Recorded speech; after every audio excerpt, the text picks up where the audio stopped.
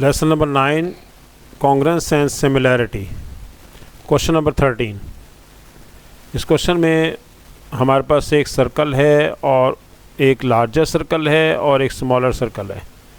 Larger circle का diameter हमें given है और वो है AB, और स्मॉलर सर्कल का डायमीटर CD गिवन है। सबसे पहले हम ये करेंगे कि इनके रेडियाई जो हैं उनको मार्क कर लेते हैं। ये रेडियस है OC और OD, दोनों सेम हैं।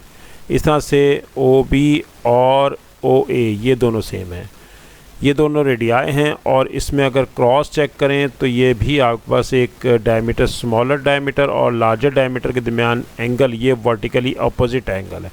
AOC और BOD ये these two angles are vertically opposite और दोनों सेम होंगे। तो क्वेश्चन में हमें वो ये कह रहा है कि आपने बताना है द डायग्राम, इसमें बता दिया गया the diagram shows to circles both with centre O, CD is a diameter of a small circle and AB is a diameter of a larger circle. Using congruent triangles, show that BD is equal to AC. In triangle state your reason clearly. In triangles अगर हम triangle दो देख लेते हैं, triangle है हमारे पास, first triangle है AOC और दूसरी है BOD। triangle AOC and triangle BOD, इन दोनों ट्राइंगल्स में हमारे पास हम देखते हैं कि हमारे पास फर्स्ट ट्राइंगल में OA, अब यहाँ सबसे पहले कॉरस्पॉन्डेंस यहाँ पर लिख लेते हैं A, O और C, और ये कॉरस्पॉन्डेंट है दूसरी ट्राइंगल में, ये O है,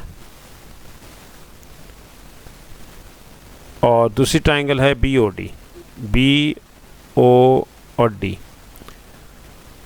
लेफ़्ट साइड पे जो ट्राइंगल है AOC, जो काम AOC में करेंगे वही BOD का होगा। अगर देखा जाए तो OC और OD दोनों आपस में इक्वल हैं, OC एंड OD इक्वल हैं because these two lengths are radii, radius हैं, ये दोनों रेडियस हैं, इसलिए दोनों आपस में इक्वल हैं। इसी तरह से दोनों ट्राइंगल्स में OA और OB आपस में इक्वल हैं, ये भी लिख लेते हैं OA एंड OB ये भी इक्वल हैं, ये भी दोनों रेडियस हैं, रेडियाई हैं। और एंगल AOC फर्स्ट ट्राइंगल में और सेकंड में BOD, ये देखें AOC, यहाँ A लेंगे, O लेंगे और C लेंगे, तो फिर इस साइड से BOD लेंगे, और एंगल O पे बन रहा है, तो ये दोनों एंगल्स भी आपस में सेम हैं। और किस वजह सेम है? वर्टिकली अपोजिट, वर्टिकली अपोजिट आप यहाँ लिखेंगे, वर्टिकली अपोजिट एंगल्स, क्योंकि वर्टिकली अपोजिट हैं इसलिए ये दोनों सेम हैं। और हम ये कह सकते हैं कि साइड एंगल, साइड प्रॉपर्टी के मुताबिक these two triangles are congruent, therefore triangle AOC is congruent to triangle BOD। क्यों? इसलिए कि SAS पोस्टुलेट, SAS प्रॉपर्टी के मुताबिक these two triangles are congruent. जिस ट्राइंगल में एक साइड एंगल साइड, इसमें देखें साइड एंगल साइड, और दूसरी में भी ऐसे ही था, साइड एंगल साइड, दोनों सेम थे, तो इसलिए ये दोनों ट्राइंगल्स कॉन्ग्रुएंट होंगी। यहाँ पर हम देख सकते हैं ये हमारे पास साइड है, इसकी साइड है, फिर एंगल है, फिर साइड है, और इस तरह से यहाँ देखें तो ये भी साइड एंगल और साइड, साइड एंगल साइड दोनों ट्राइंगल में सेम हैं, इसलिए ये दोनों ट्राइंगल्स कॉन्ग्रुएंट हैं। ये प्रॉपर्टी हमने पढ़ चुके हैं कि साइड एंगल साइड प्रॉपर्टी के मुताबिक ये दोनों ट्राइंगल्स कॉन्ग्रुएंट होंगी। क्वेश्चन नंबर 14, क्वेश्चन नंबर 14 अब हम आगे सॉल्व करते हैं। और क्वेश्चन नंबर 14 में हमारे पास दो ट्राइंगल्स हैं और उसमें the diagram shows triangle ABC, ये डायग्राम हमारे सामने है, और ट्राइंगल ABC अलग से हम बना लेते हैं। यहाँ पर एक ये ट्राइंगल है, ट्राइंगल A, B और C। D is the point on AB such that BCD is equal to BAD B C D यानी कि सी पे ये एंगल आपके पास है, ये देख रहे हैं, ये एंगल बी सी डी और ये angle B A D B A C दोनों सेम है। Explain why triangle A B C is similar to triangle C B D. तो पहले तो आप देखते हैं कॉरस्पॉन्डेंस ए बी सी और दूसरी साइड पे जो ट्राइंगल है जिसको सिमिलर प्रूफ करना है वो है C B D, C B और डी। इनमें हम देखते हैं सी बी डी को अलग से ले लेते हैं। ये दूसरी ट्राइंगल है हमारे पास सी बी डी, ये सी है, ये आपके पास डी है और ये बी है, सी बी डी। यहाँ देखें तो ओरिजिनल ट्राइंगल में ए एंगल और ये एंगल सी दोनों इक्वल हैं। पहली रीज़न तो हम ये दे सकते हैं, फर्स्ट रीज़न कि बिकॉज बी सी डी जो आप लेंगे यहाँ पर दूसरी ट्राइंगल में बी सी डी, उसी तरह से आप यहाँ लेंगे बी ए सी, बी ए और सी, ये दोनों एंगल सेम है, ये गिवन है आपको पहले से, ये गिवन है। फर्स्ट रीज़न तो ये हो गई, एक एंगल सेम हो गया। सेकंड एंगल अगर देखें तो हमारे पास ए बी सी एंगल, ये एंगल ए बी सी जो यहाँ पर मौजूद है, ये देखें ए बी सी इस ट्राइंगल में, ये एंगल इक्वल है डी बी सी के, क्योंकि दोनों में कॉमन एंगल है, ये एक ही एंगल है और वो दो दफ़ा दोनों ट्राइंगल में लिया जा रहा है। एक एंगल ए बी सी और यहाँ से अगर आप देखना चाहें तो ये भी देख सकते हैं ए बी और सी, इधर से देंगे सी बी और डी,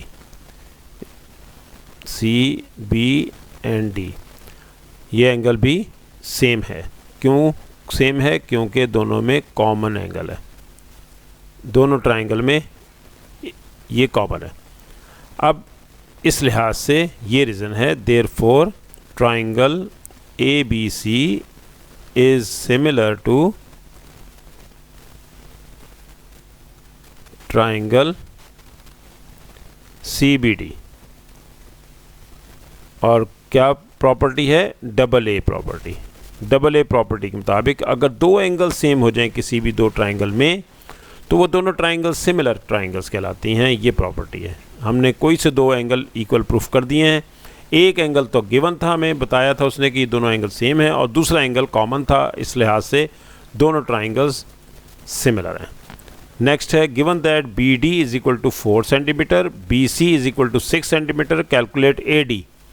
ए डी हमें कैलकुलेट करना है और सबसे पहले हम इन दोनों ट्राइंगल्स में रेशोज़ बना लेते हैं। रेशोज़ जब दोनों ट्राइंगल्स सिमिलर होती हैं तो उनकी रेशोज़ आपस में इक्वल होती हैं। कैलकुलेट ए डी पहले हम दोबारा से लिखेंगे यहाँ पर। इन ट्राइंगल्स, कौन कौन सी ट्राइंगल्स हैं? दो ट्राइंगल्स हैं, इन triangle A B C and triangle C B D, इन दो ट्राइंगल्स में हम रेशोज़ का प्रॉपर्टी लेते हैं। रेशोज़ की प्रॉपर्टी लेने से पहले हम इनकी कॉरस्पॉन्डेंस पहले यहाँ लिख लेते हैं ताकि आसानी हो जाए। जो लेफ़्ट पे वर्किंग करेंगे वही राइट पे भी हम करेंगे और हमें पता चल जाएगा कौन से पॉइंट्स हमें लेने हैं, सी बी और डी, ए बी सी और सी बी डी। अब हम रेशोज़ बनाते हैं। नंबर 1, ये दो ट्राइंगल सामने हैं, ए बी सी और सी बी डी। सबसे पहले ए बी यहाँ लिख लेंगे इसकी तरह से। ये देखें, ये ए बी तो डिवाइड किससे करेंगे? सी बी से, divided by C B is equal to, फिर दूसरी रेशो बना लें ए सी और C D is equal to A C divided by C D. Next एक और भी बना लें, ये है B C divided by B D, B C divided by B D. ये डिस्टेंसेस थे, इनके अलावा कोई और नहीं बन सकते। अब फिगर में देखते हैं कि क्या क्या डिस्टेंसेस हैं हमारे पास। ए बी लेंथ नहीं है, ए बी लेंथ नहीं है। नेक्स्ट बी सी लेंथ है आपके पास, सी बी लेंथ है आपके पास 6, तो हम ये लिखेंगे यहाँ पर ए बी लेंथ आपको एज इट इज़ नहीं है, सी ये 6 है। और इसी तरह से ए सी चेक करते हैं, ए सी है, ए सी भी नहीं है, और सी डी भी नहीं है, तो ये एज इट इज़ ऐसे ही आ जाएगा, A C divided by C D. Next BC divided by BD। BC length नहीं है, अभी हम चेक कर चुके हैं ऑलरेडी, BC लेंथ नहीं है, divided by BD। BD length है विच इज़ 4 सेंटीमीटर, यहाँ पर 4 लिख लेंगे। अब हम फर्स्ट टू को, क्योंकि सिमिलर ट्राइंगल थी तो इसलिए तीनों रेशोस आपस में इक्वल हैं। अब हमें फर्स्ट टू ट्राइंगल्स को, फर्स्ट टू रेशोस को, इन रेशोस को हम इक्वल ले लेते हैं। AB/6 is equal to BC/4। ये हमने इक्वल ले लिया। BC हमारे पास यहाँ पर दे रखा था और BC हमारे पास 6 है, तो ये भी 6 है। यहाँ पर से आप इसे, ये भी 6 लिखना था, यहाँ BC की वैल्यू 6 है, 6/4 ऑलरेडी गिवन है, 6/4। अब यहाँ से हम पहले निकाल लेते हैं AB लेंथ, 6/4 मल्टीप्लाई बाय 6, ये 6 राइट साइड पे ले जाते हैं, उधर जाके मल्टीप्लाई हो जाएगा, कैंसिल करें, 36/4। AB लेंथ हमारे पास निकला ही है, AB लेंथ आ गई आपके पास विच इज़ 9। AB लेंथ 9 है। और अब टोटल यहाँ पर हम डायग्राम में देख लेते हैं, ये हमारे पास AB लेंथ है,